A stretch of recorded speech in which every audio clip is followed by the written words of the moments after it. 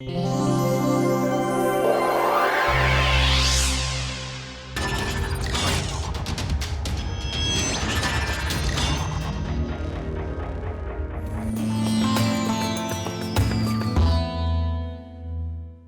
to the first lecture of this course, Electronic Materials, Devices and Fabrication. In this course, we will look at semiconductor materials. We will study their properties, mostly the electronic properties. We will then use these semiconductor materials to form devices. So, these devices could be made from two semiconductors, they could be made from a semiconductor and a metal, or even a semiconductor, an insulator and a metal. We will also look at devices for some optical applications like say LEDs and solar cells. Finally, we will look at the current microfabrication industry, where we will form integrated circuits made of these devices from semiconductors. Towards the end of the course, we will also look at some alternate fabrication techniques, where we use a bottom up approach to fabricate devices rather than the top down approach that is currently followed. When we think of electronic materials, the first property that comes to mind is resistance.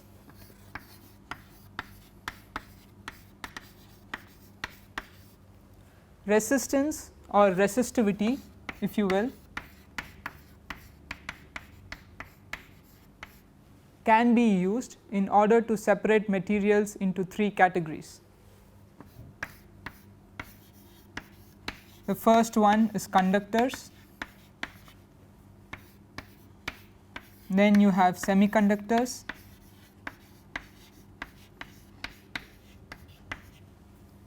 and then finally you have insulators.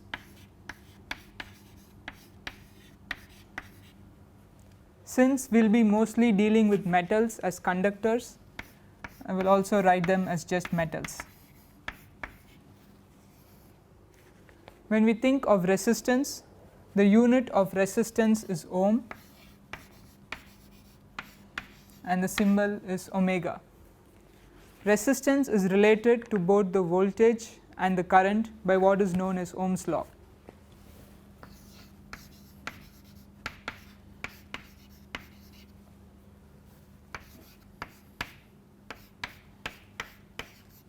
Ohm's law states the voltage is nothing but the current times the resistance. Another way of writing it is resistance is voltage over current. The unit of voltage is just volts, the unit of current is ampere. Now, resistance depends upon the dimensions of the sample.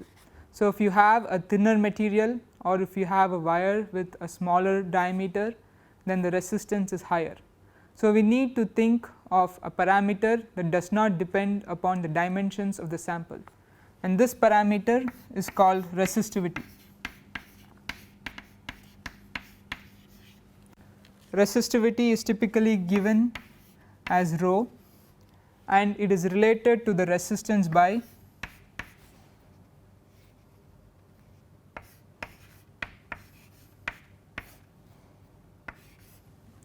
where R is the resistance, A is the cross sectional area,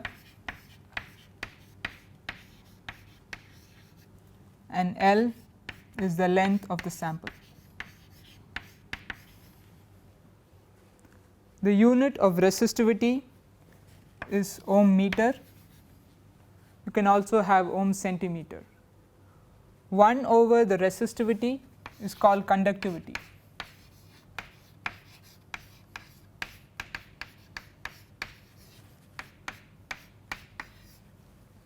The unit of conductivity is nothing but ohm inverse and meter inverse. So, we have introduced two concepts, right. One is the resistivity, the other is the conductivity. We also said we have three types of materials: conductors, semiconductors and insulators, and the difference between them is because of the difference is the resistivity values. So, let us look at some typical values for resistivity for all these three types. Let us start with metals or conductors. Some typical examples of metals: copper, gold, platinum, silver. What are some of their typical resistivities? So, rho unit is ohm meter. In the case of copper, it's 15.7 times 10 to the minus 9. For gold, it's 22.8. 10 to the minus 9 is common for all four. Platinum is slightly higher, it's 98. Silver is actually a better conductor than copper, but silver is also expensive. So, when we look at metals, we have conductivity or we have resistivity of around 10 to the minus 9 ohm meter. Let us next look at semiconductors. Some examples of semiconductors: germanium, silicon, zinc oxide, gallium arsenide. Some of the typical values of resistivity: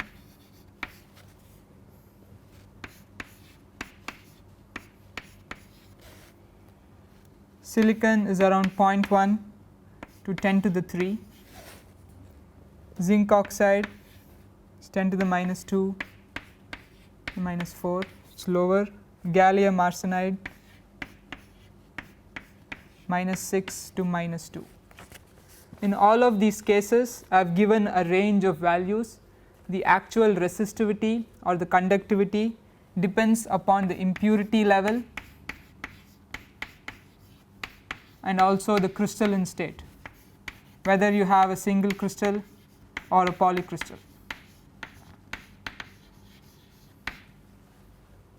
So, these are some of the values for resistivity in the case of semiconductors.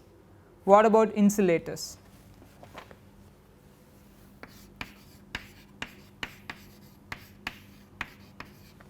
Examples of some typical insulators: you could say wood, water, we say it's deionized water, so there are no dissolved salts, glass and quartz.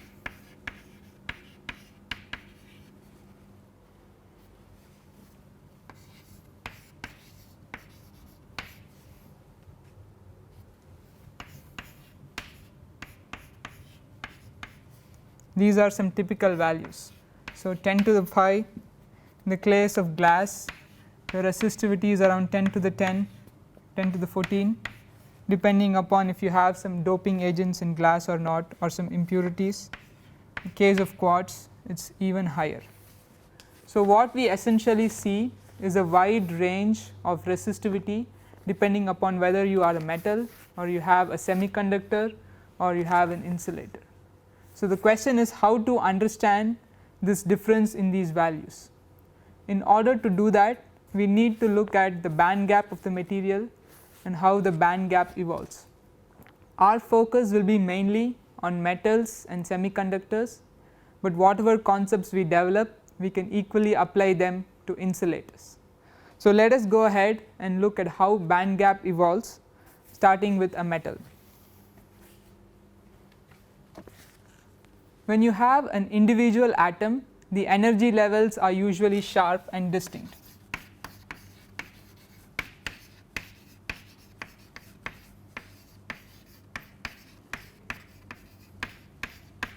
The question really is what happens when all these atoms come together to form a solid. So, let us start with the simplest atom that we know, that is the hydrogen atom. Hydrogen atom has one electron and it has one proton in the nucleus. The one electron is in the K shell and the atomic configuration for hydrogen is 1s1. What happens when we have two hydrogen atoms come together? when we have two hydrogen atoms, you have two 1s atomic orbitals that come together. These interact and give you two molecular orbitals. So, your two hydrogen atoms have two atomic orbitals which give you two molecular orbitals.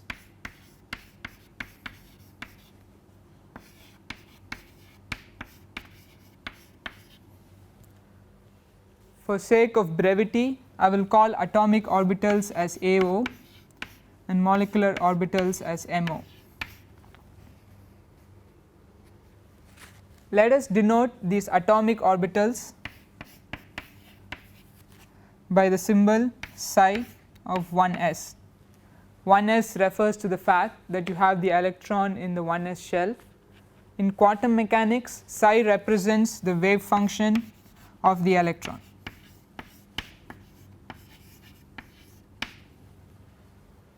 If you have two hydrogen atoms A and B, you will have two atomic orbitals. Let us call them psi 1s A and psi 1s B.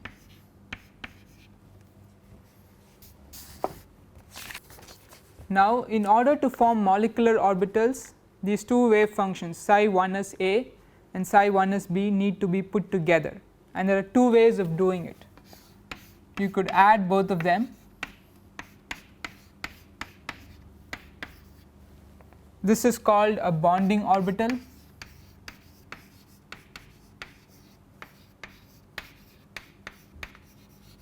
and it is denoted by sigma. You can subtract them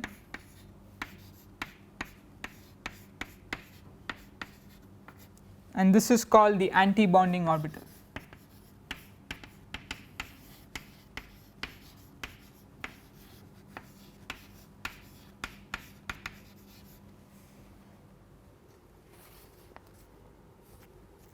In terms of energy, the bonding orbital sigma has a higher energy than the anti-bonding orbital, and I am going to denote this as sigma star. So, I will call this sigma star. We can also depict this pictorially.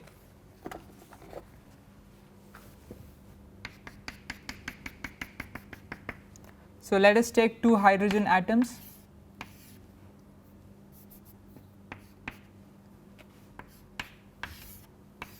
So, at the center you have the nucleus and outside you have the electron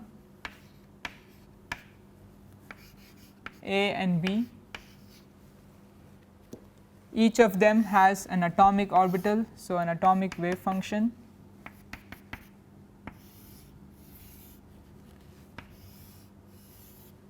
So, this one is psi 1s of A, which is the atomic orbital for A, and psi 1s for B.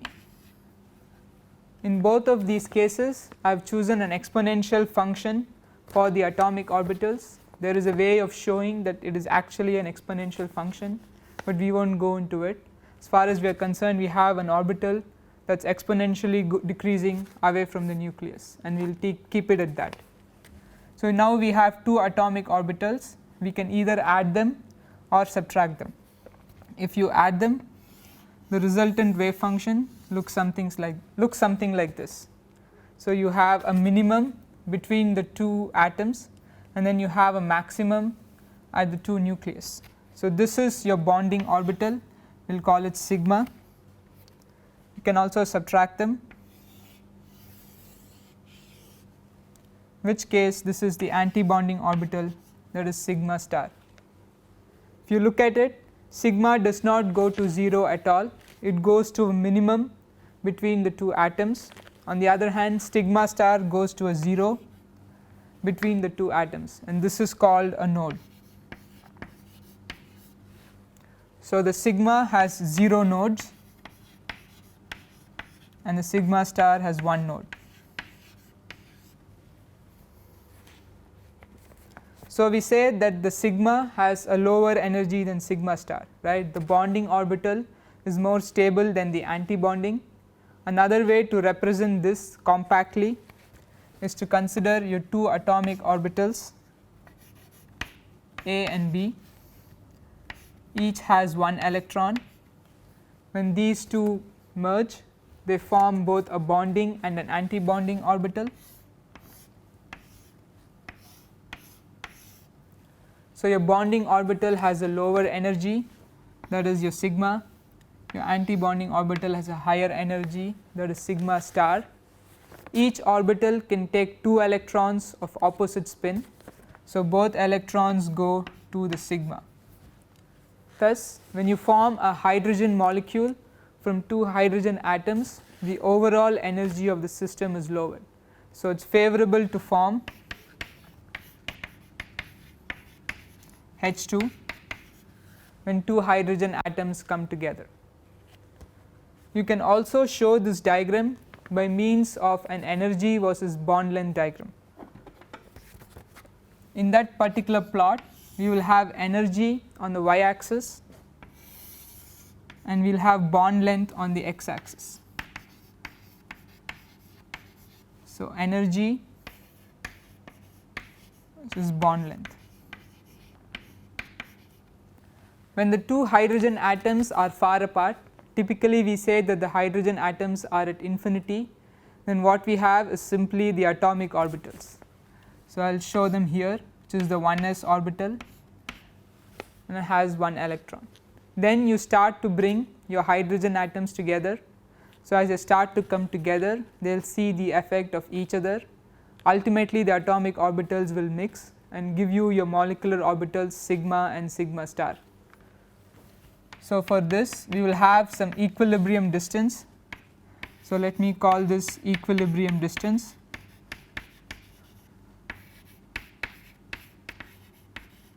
Which is the equilibrium distance for the 2 hydrogen atoms in the molecule. So you now have the atoms come together, they form 2 molecular orbitals, one is sigma, the other is sigma star. So sigma has the lower energy, which is the bonding, sigma star has a higher energy, that is anti-bonding, and both electrons go into sigma.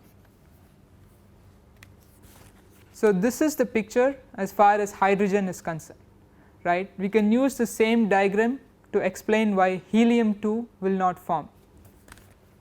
In the case of helium, it is a noble gas, it has 2 electrons in the 1s shell. If 2 helium atoms come together, so you have 2 electrons here, you have 2 electrons here. Once again both the 1x you can think of mixing and forming a bonding and an anti-bonding. So this is your sigma, this is your sigma star. So now we have a total of 4 electrons, 2 electrons will go into sigma, but 2 electrons also go into the anti-bonding, that is sigma star. So the overall energy of helium 2 is higher than just 2 helium atoms.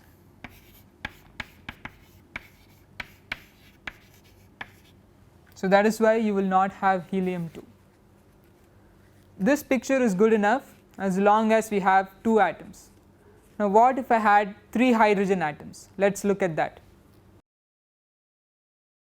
So let us say we have 3 hydrogen atoms A, B and C. So your atomic orbitals are psi 1s A, psi 1s B, psi 1s C. When we have 2 atoms, we said they form 2 orbitals, 2 molecular orbitals. Now when we have 3 atoms, we are going to get 3 molecular orbitals. There are 3 ways of obtaining these molecular orbitals. The first one is to just add all 3.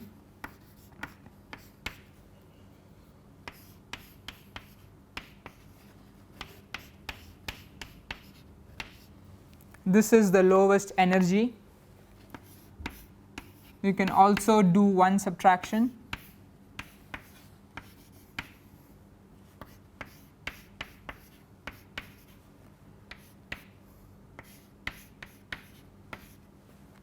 this is the lowest energy, this has the highest energy, and then you have one more in between them.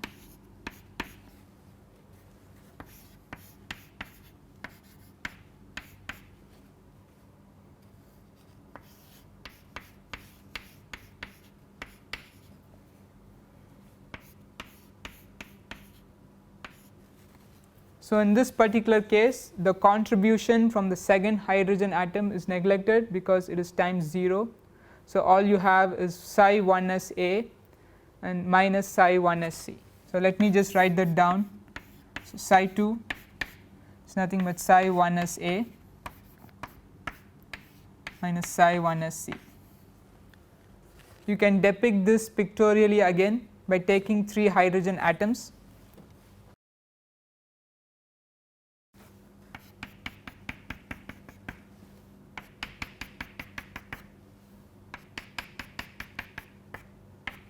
So, in the first case you are adding all 3 orbitals together. So, these are A, B and C. This is psi 1, so you are adding all 3. This one, the function does not go to 0 anywhere, so you have 0 nodes. In the case of psi 2, we said that the function goes to 0 at atom B. That is why there was only contribution from A and C.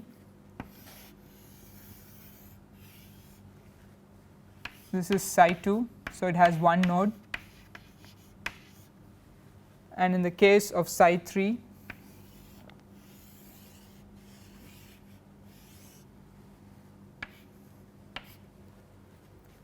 we have 2 nodes.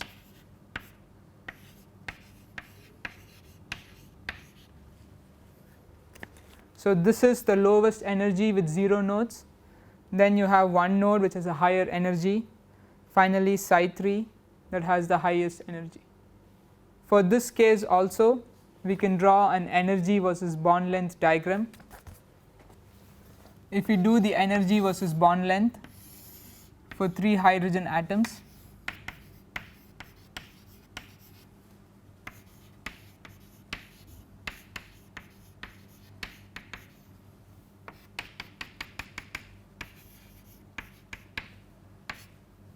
what we have are 3 orbitals, psi 1 with the lowest, psi 3 with the highest, and then psi 2 in the middle. Now, we have 3 electrons, 2 electrons will go to psi 1 and 1 electron will go to psi 2. So, this is what will happen if you have 3 hydrogen atoms. Now, if you have 4 hydrogen atoms, you will have 4 molecular orbitals, you will have 4 lines here. If you have 5, you will have 5 lines here.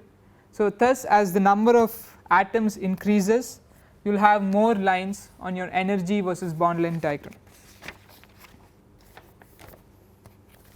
So, ultimately we can say if you have n atoms, could be n hydrogen atoms, then you will have n molecular orbitals. Each molecular orbital can take 2 electrons of opposite spin. So, 2 times n energy states.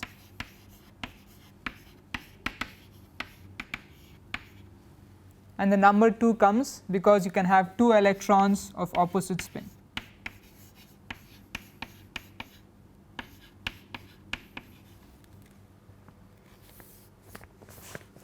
Okay. So, this is the picture you have developed using hydrogen.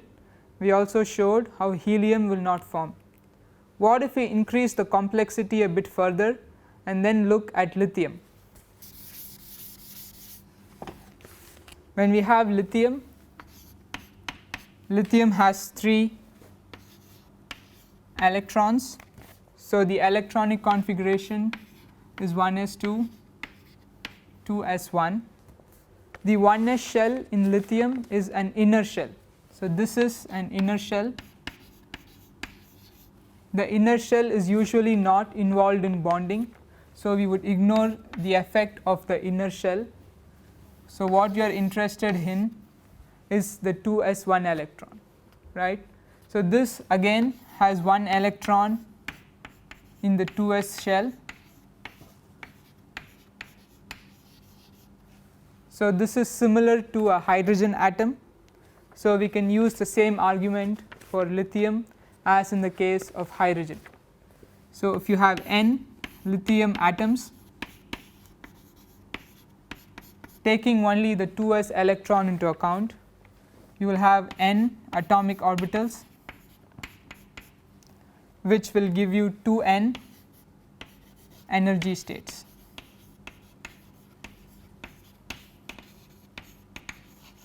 Again, why 2? Because each energy state or each molecular orbital can have 2 electrons.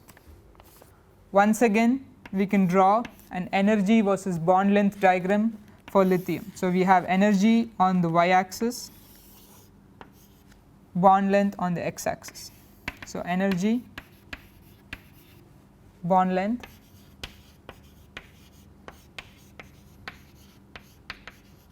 then you have the equilibrium spacing here.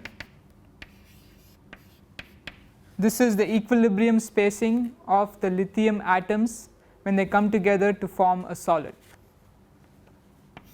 So, you have the 1s2, which is an inner shell, it has 2 electrons. As I said, the inner shell does not take part in bonding, so it remains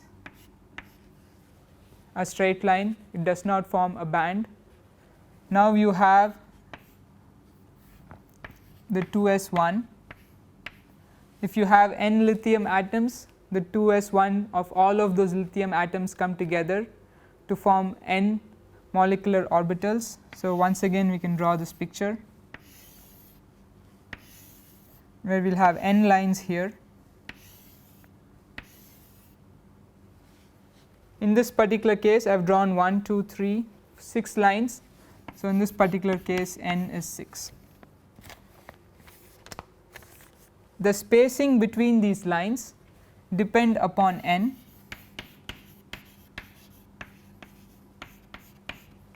and it also depends on the equilibrium distance.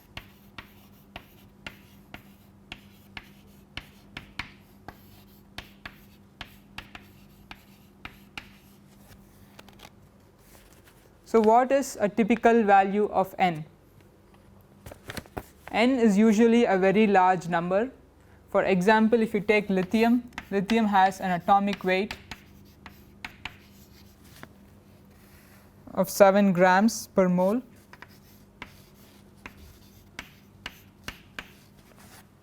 Right. So, if you have 7 grams of lithium, you have 1 mole, and 1 mole has 6.023 times 10 to the 23 atoms.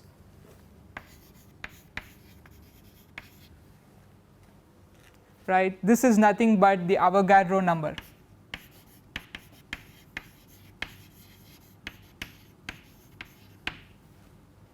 So, your typical value of n, if you had 7 grams of material, is approximately 6 times 10 to the 23.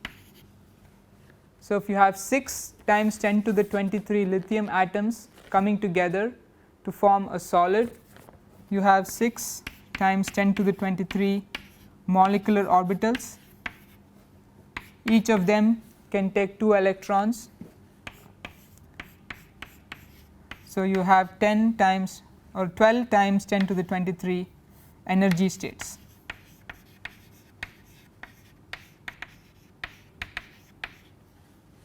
And this is a really large number.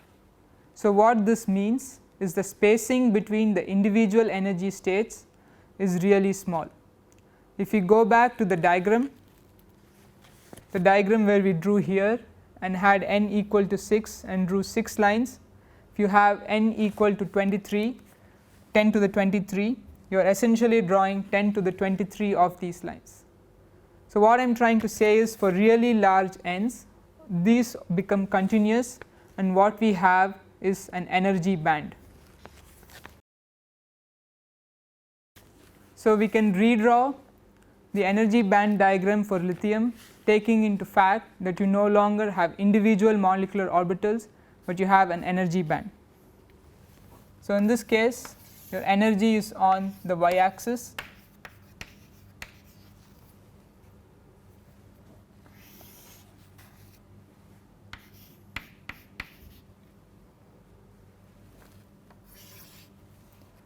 we reference an energy level called 0, which is the vacuum level. So, let me call this the vacuum level, and this has the value 0. So, everything can be referenced to the vacuum level.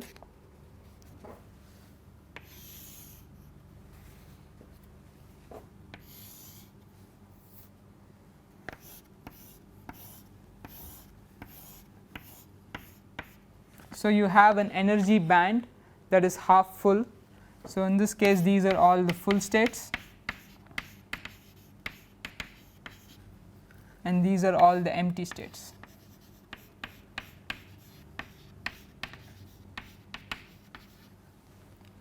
So, how do we arrive at the fact that the energy band is half full?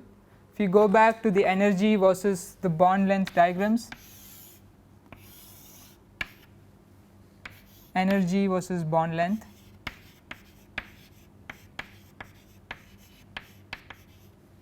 if you have lithium, which is 2s1,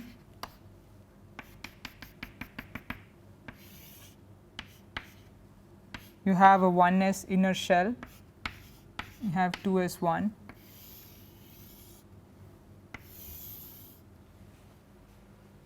so this is the energy band here,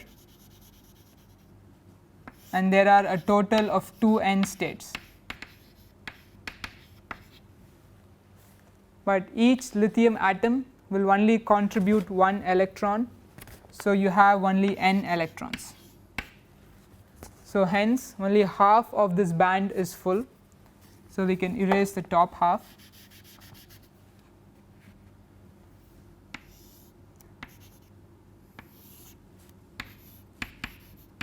So, you have a situation where you have half of the band that is full, half of the band that is empty. This is the same thing I have shown here.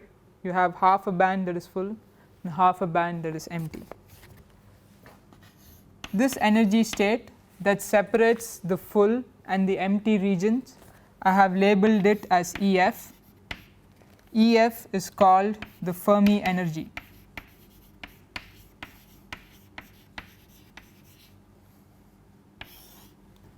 Now, this is a very important term. The Fermi energy at 0 Kelvin separates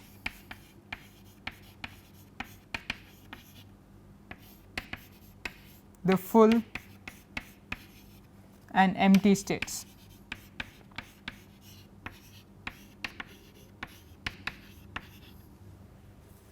So, Fermi energy separates the full and empty states. This is the most often used working definition for Fermi energy. When we come to semiconductors, we will try to modify this definition a little, but as far as we are dealing with metals, we will use this. So, let us just put some numbers here. So, in the case of lithium, this energy is 0. The Fermi energy is at minus 2.5 eV, which means you need 2.5 eV of energy in order to excite an electron from the Fermi level to the vacuum level. EB is the bottom of the valence band.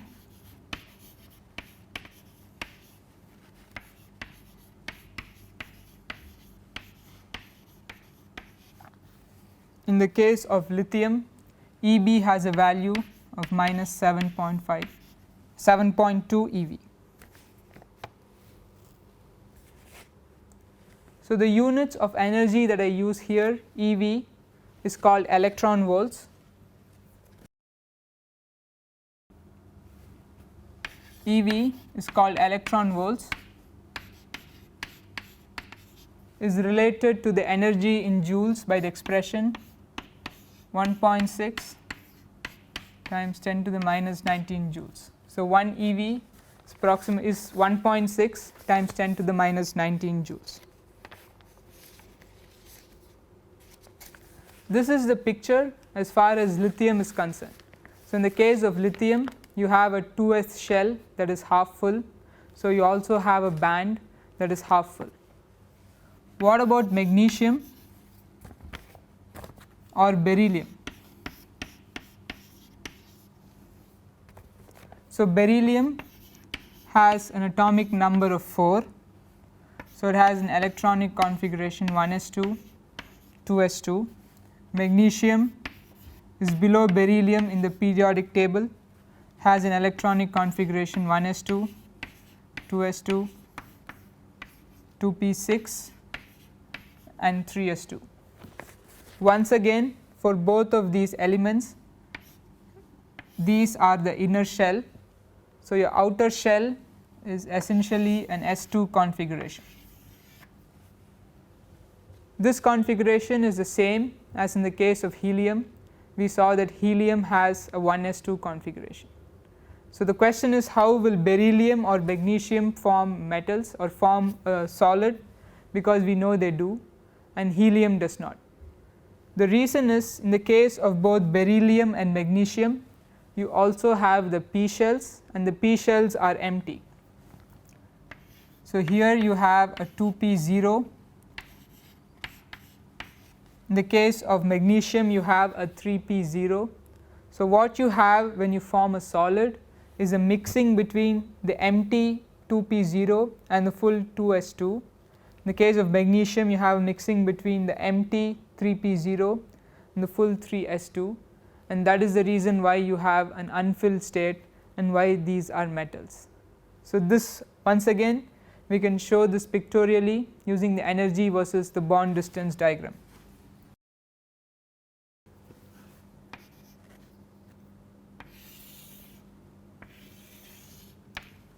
So, let us use the example for beryllium.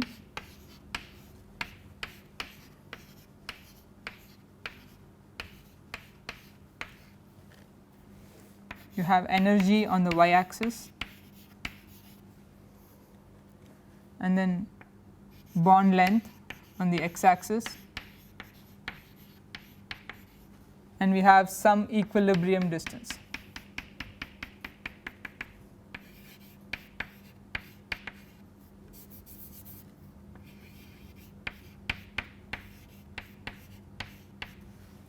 The 1s shell is an inner shell that will not take part in bonding.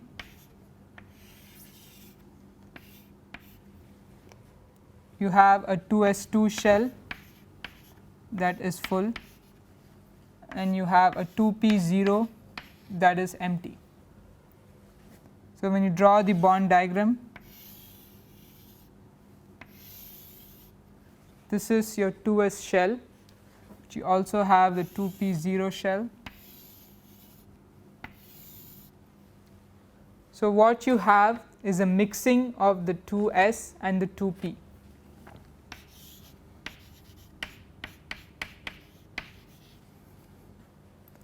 So, that this whole thing, which is a mixture of the 2s and the 2p, forms a band. Then you can fill in the electrons in this band.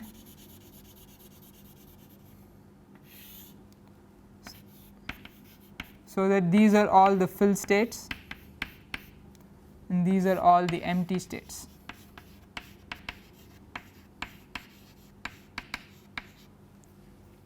And the energy separating the filled and the empty states is your Fermi energy. So, that is the reason why beryllium or magnesium, even though they have a full 2s2 electronic configuration, are still considered metals, because they have mixing between the s and the p. So, that now they have a band that is half full and half empty. This band, which is caused by interaction of the electrons in the outermost shell, is called the valence band.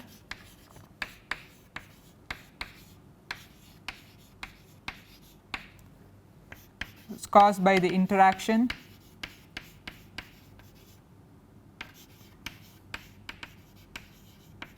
between the outer shell electrons.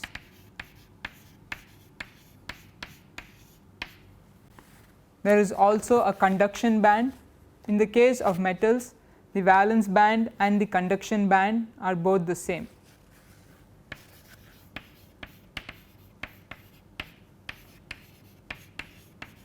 So, in case of metals you have both a valence and a conduction band,